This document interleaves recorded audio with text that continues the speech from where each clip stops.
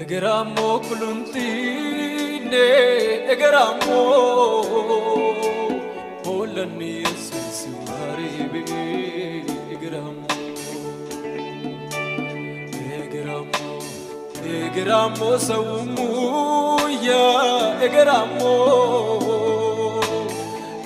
Jesus haribe egeramo Egeramo kuluntine egeramo Polani Jesus haribe egeramo sawmuya egeramo